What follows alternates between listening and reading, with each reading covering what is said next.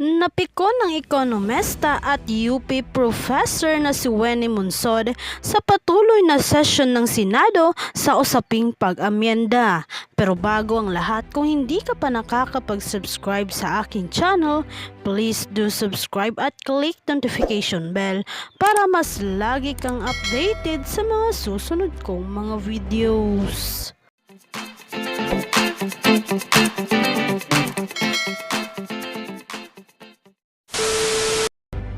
Muling pinangunahan naman ng chairman na si Senator Robin Padilla at ang vice chairman nito na si Senator Francis Tolentino ang sanhi ng pagkapikon ni Monson ay nang barahin ito ng OFW na si Orion Perez dahil sa paninindigan nitong walang mga bansa o halos dalawang bansa lang ang nag-adapt ng parliamentary system.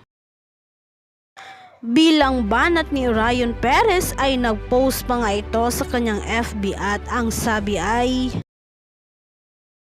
"Madami pasaway. Kumusta naman po ang tulog ninyo kagabi? Uminom po ba kayo ng Unisom gaya ng sinabi ko? O magdamag kayong nag-iisip ng paulit-ulit kung saan kayo pumalpak at ano sana ang ginawa nyo para maiwasan ninyo ang pagkapaso ninyo sa sunog?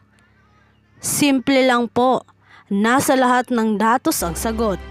Kita naman talaga ng lahat ng bulok at palpak talaga yung minadaling 1987 Constitution na binalangkas ng mister ninyo. Overwhelming ang evidence na mas maganda talaga kung tatanggalin ang mga anti-FDI economic restrictions sa Constitution. Itanungin ninyo ang mga kasama ninyong PhD. Kayo kasi hindi PhD. Sa economics doon sa UP at makikita ninyo na sang-ayon sila sa pagtanggal ng mga 60-40 at ibang mga anti-FDI economic restrictions. Tapos overwhelming din ang preponderance of evidence na less prone to corruption ang parliamentary system at mas efficient, mas accountable at less prone to instability. Ito kung ikumpara sa bulok na Mexican-style presidential system ng Pilipinas ng 1987's Constitution. Pero ayaw pa rin ninyong aminin? Pati sa federalism, panay ang pagkalat ninyo ng kasinungalingan? Yung anak pala ninyong si Trina Monsod ay very much pro-federalism pala? Bawal ang pasaway, ma'am. Patungo na kayong dalawa ng mister ninyo sa kabilang buhay, hindi ba mas maganda na bago kayo kunin ay gumawa na lang kayo ng kabutihan? Imbis na atupagin na lang ninyo ang inyong ego, yabang mapansariling interes na hindi naman ninyo madadala sa hukay. Dahil sa bulok na sistemang ayaw ninyong baguhin ay may mga 100 milyon na Pilipino ang pinapahirapan. May mga 1.5 million lang siguro na mga Pilipinong komportable tulad ninyo sa nakatira sa post-subdivision tulad ng Dasmariñas Village. Tapos may mga 9.5 na Pilipinong naghahanap ng oportunidad na lumipat ng bansa dahil halata naman na sobrang baba ng average median salary sa Pilipinas. Tapos yung pasaporting Pilipino ay pinapahirapan ang mga Pilipino dahil di tayo nakakabisita sa maraming bansa dahil kailangang pumila muna sa mga embahada. See? Pabigat yung 1987's Constitution ninyo. Pabigat kayo sa amin dahil sa ayaw ninyong baguhin at ayusin ito para umayos ang sistema ng bansa. Pasaway kasi kayo. Magbago na kayo. Ano po? Matulog ba kayo kagabi? Inyong lingkod, Orion? Samantala, tila nakipagtagisa naman si Professor Clarita Carlos na ngayon ay kasalukuyang National Security Advisor ng Marcos kay Winnie Monson. Ng amendments sa restrictive economic provisions ng 1987 Constitution. Ito po ay nag-request po si Senator Win Gatchalian na gusto po niyang mahingi ang opinyon ng ating mga secretaries. Kaya po natin inimbitahan yung ating mga kalihim at tayo naman po ay sinuwerte at pinagpala na tayo po ay pinagbigyan ng ating kalihim sa national security ang atin pong ginagalang na si Secretary Clarita Carlos. Ang tanong po ng ating senador, kung magkakaroon daw po ba ng epekto sa seguridad kung babaguhin po natin ang magkakaroon ng amenda sa konstitusyon patungkol po sa economic. The answer is certainly yes. Mainly because when I came in as a national security advisor, I did not set aside the external threat, which is a source of our insecurity, but I stress as a political scientist the human security aspect. Therefore, whatever changes you want to make in regard to the 1987 Constitution, whether they are economic changes, whether they are political changes, etc., they will invariably link to how we enhance the security of the individual, food security, energy security, health security, security of your person. Anytime the government performs well, it redounds to the benefit of the individual, human security. Ibig pong sabihin po ba, mahal naming kalihim, na kapag pumasok po, pinayagan natin ang mga dayuhan na magnegosyo dito, maaari po bang makaapekto ito sa seguridad ng ating bansa? Maaari po ba na sila ay maging threat sa atin? Siguro mas marami yung hindi threat sa sa pagpumasok ang mga dayuhan, no? Kasi ito siguro yung sinusulong ng marami na alisin na yung 60-40 restriction. And ang mangyayari nito down the line is that, of course, the President of the Republic would like to create jobs, especially for 2 years talagang nilampaso tayo ng pandemic. So when they come in, they bring in capital, they bring in factories, manufacturing, innovation, they create jobs. You create jobs, somebody is paying for his amortization for a house, he has money to pay for the amortization of the house. Human security, you create jobs, they will put their children to school, education, education. We are educators here, Professor Monsod and I. That is in fact the nerve center of economic and political development. So yes, anything that we do to liberalize the environment within which work happens, within which our daily acts of living happens, redounds to the benefit of the individual. Ang issue po yata kasi ay patungkol po sa telecommunication. Yun po yung number one na nire-raise nila, na kapag naibigay yung pag-aari sa dayuhan, baka yung ating pong, alam nyo na, dyan nag-uumpisa yung mga bagay-bagay na nakukuha nila, yung mga impormasyon. Yung po ba ay sa palagay po nyo pwede na maging threat po yun, yung telecommunication? Well, I've always been an iconoclast, Senator Robin, so I don't think so, with all due respect. By the way, even if we think we are in fact secure, we're not secure, I'm sure you know the capability of your telephones and they can be intruded into and the like. Believe me, whoever gives us the stronger, faster internet, he can come from Jupiter and I don't care.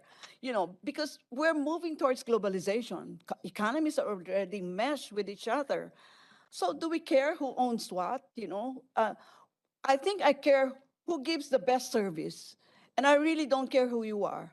Whether you're a corporate person or you are a corporation, you're an individual, you're a collective, whoever gives the best service. There is no socialist way of repairing a road, is there? Is there a democratic way of repairing a road? No, you just repair the road, and it doesn't even have a label on it. I think we should be, I don't know, we should be realistic about these things. Why are we putting labels on everything and putting political color? The telcos want to come here, let them come here. You know, if the present telcos are not giving us the services that we want, we're one of the slowest telcos in the world. As I said, he can come from Saturn and I don't care. Maraming salamat po. Sige po, Deputy Secretary Michael. Opo.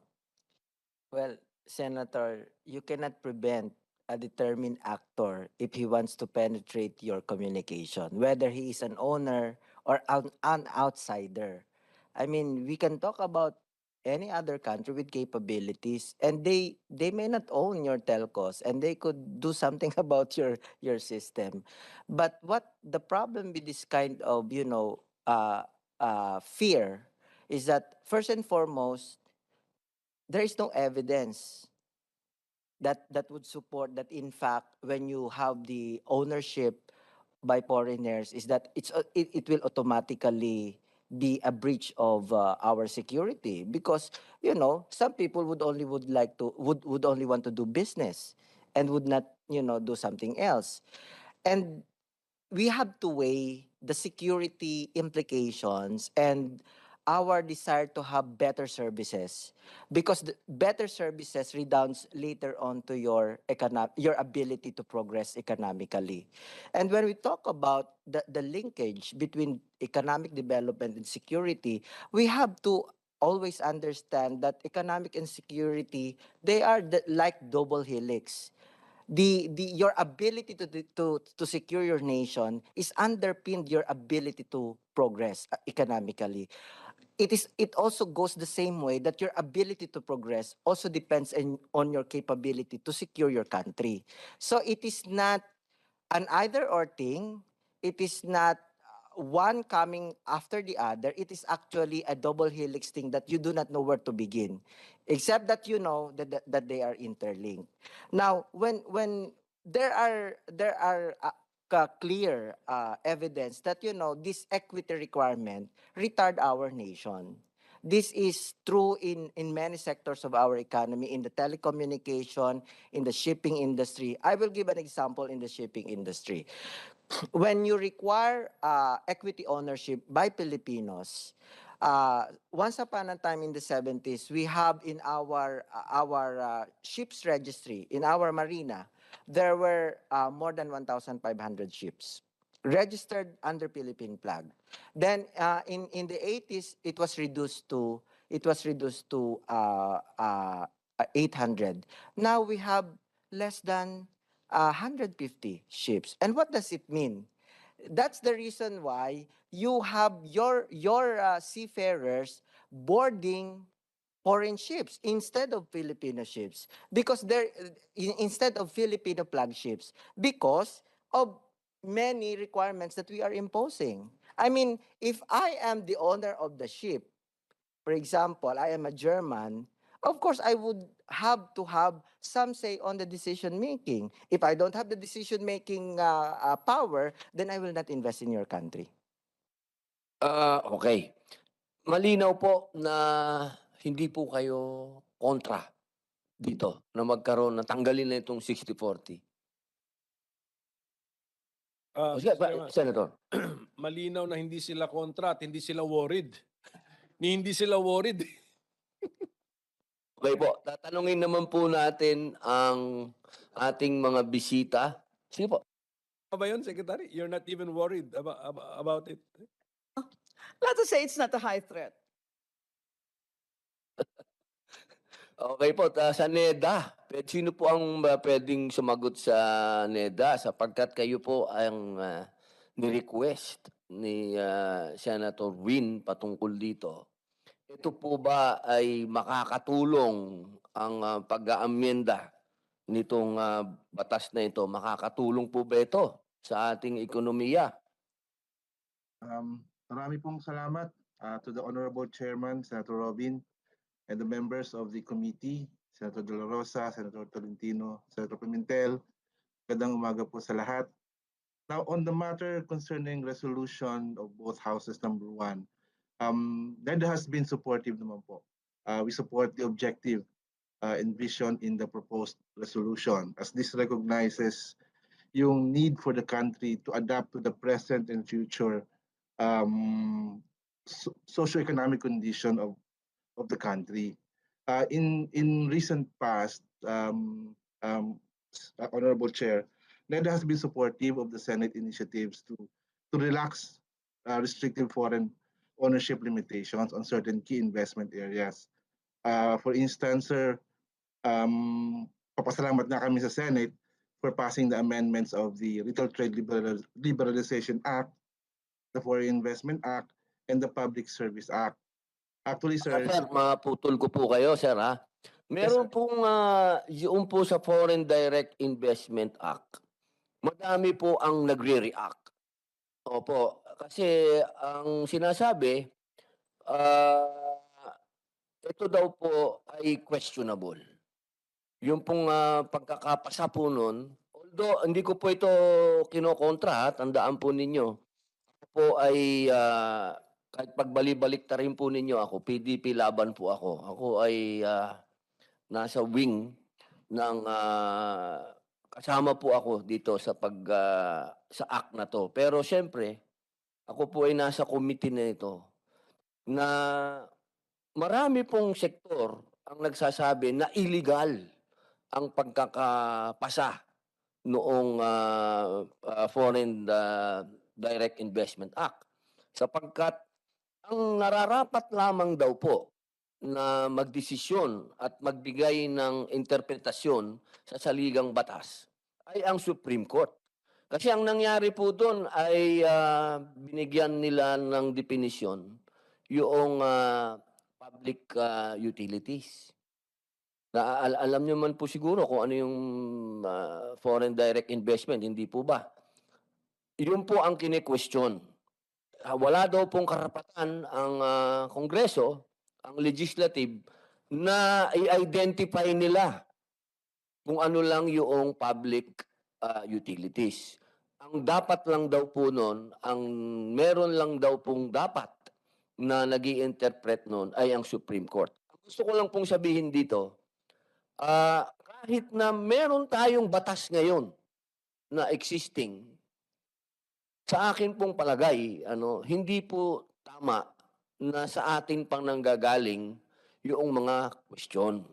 Kasi meron pong question na ito ba ay pwedeng questionin sa Supreme Court? Alam nyo naman dito sa Pilipinas, laging ganyan. Pagka questionin ng isang tao, dadalhin sa Supreme Court.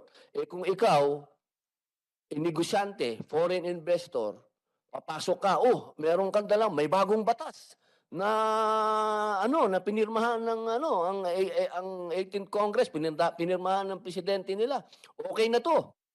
Pagdating ngayon sa iyo, sasabihin sa iyo ngayon may mga nagrereklamo.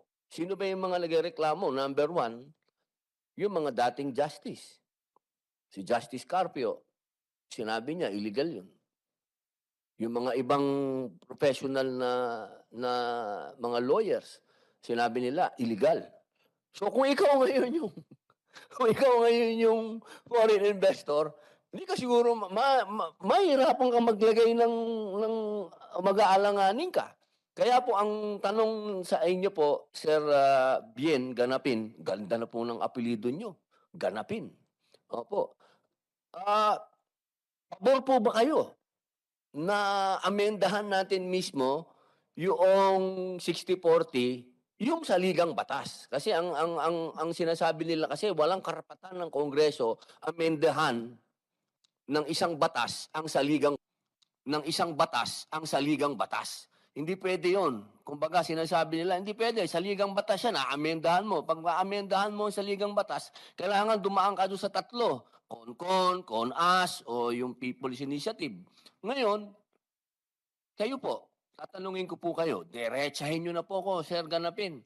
Makakatulong po ba na amendahan natin yung saligang batas? Salamat po, sir, Your Honor.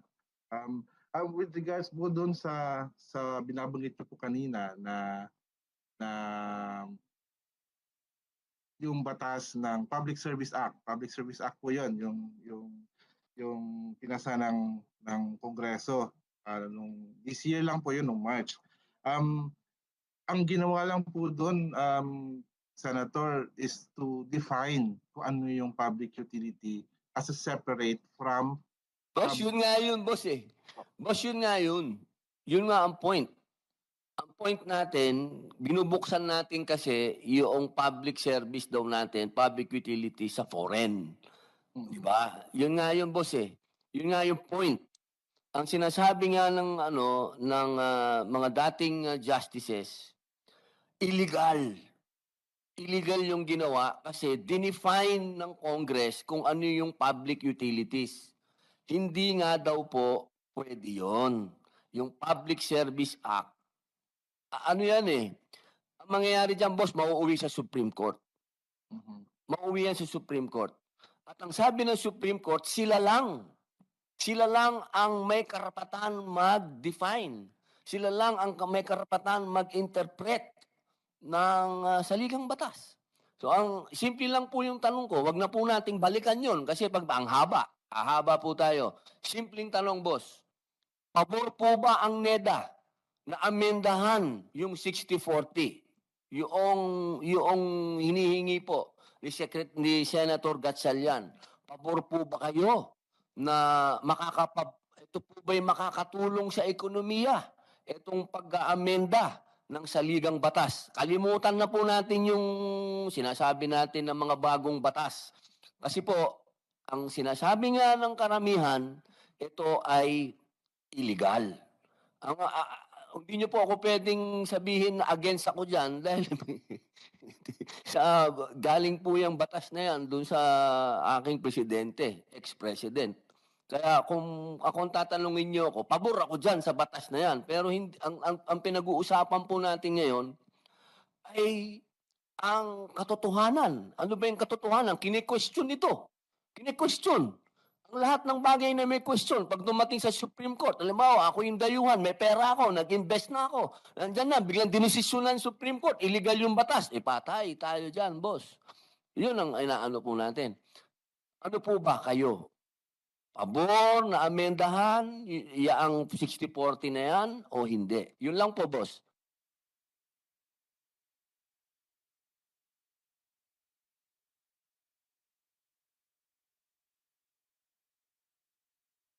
The NEDA has no objection to departing from constitutional provision on foreign equity restriction.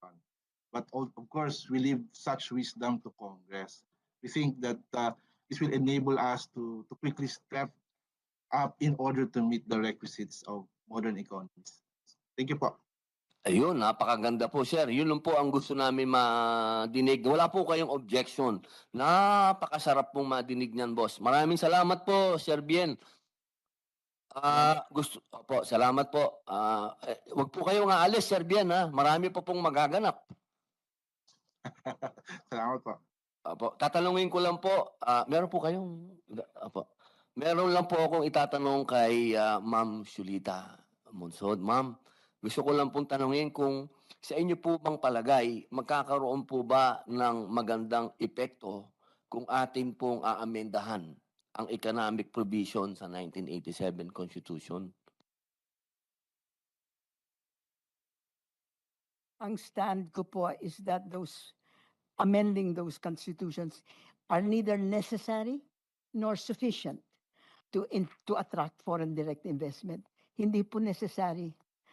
Just the fact that, the economic provisions, the economic restrictive economic provisions are 7, and the resolution now talks only about public utilities, advertising, and media, means to say that, somehow or other, the other restrictive provisions have been taken care of without having to touch the Constitution.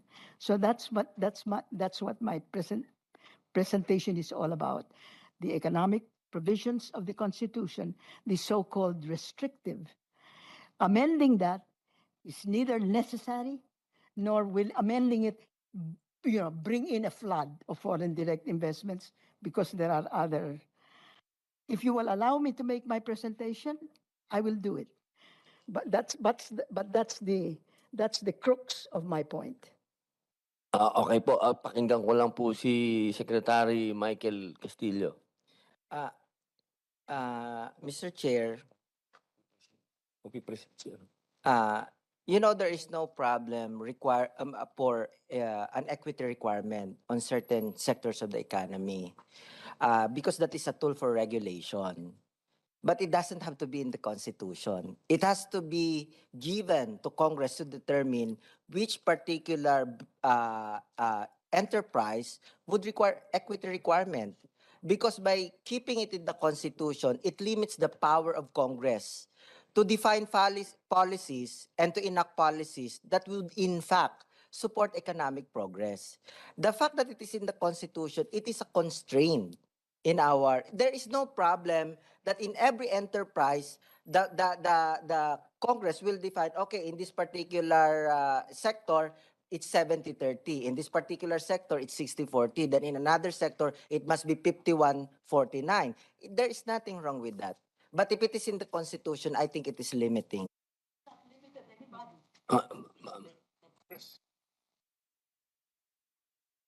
No, I am just saying that the limitations have not, the provisions have not either affected anybody. I will show you the studies that have been made, Philippine studies that have been made, that show that, restrictiveness and the fact that, the resolutions talks about the Philippines is the most restrictive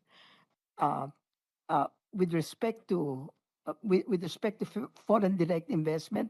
Hindi ba yan ang one of your whereas clauses ng resolution? Sabi nung resolution, the Philippines is the third most restrictive country in the world, and therefore that has prevented foreign direct investment from coming in.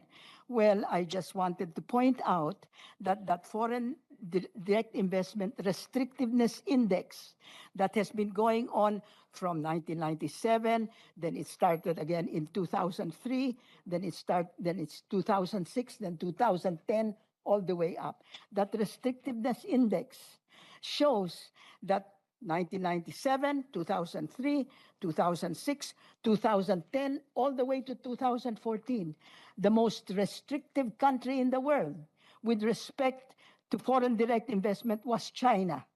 And China received the largest amount. So restrictiveness does not make any difference if there's a profit to be made. All right? And then, so hindi lang ng China. Let's talk about the Philippines.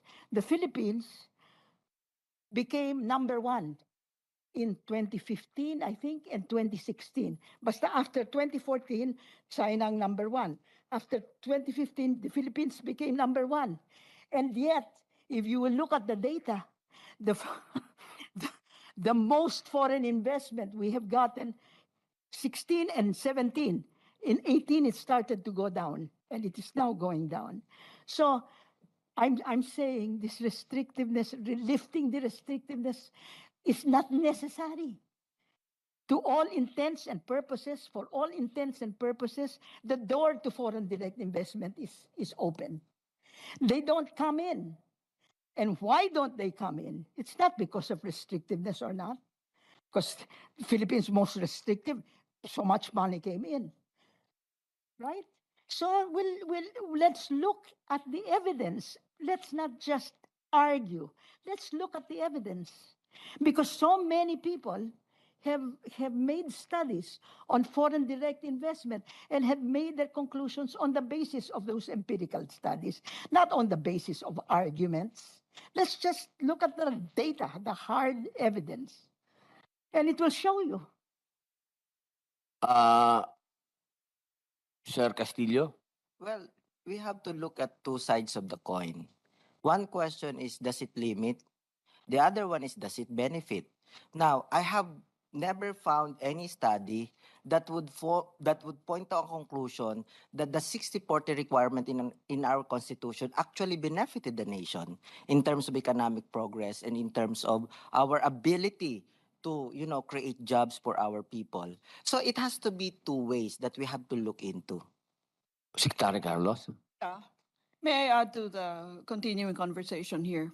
While it is true that empirical evidence provided by Professor Monsod shows that the restrictions for 60-40 may not be the predictor variable for inflow of foreign direct investment, there are other variables that, in fact, prevented or were obstacles to the coming in of foreign investment, and the level of corruption is one of them. And there are studies that will support this.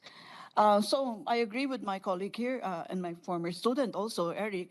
You know, Robin, practically everybody in the room is my student if you've been teaching as long as I have. So yes, now we're really looking at context of empirical evidence.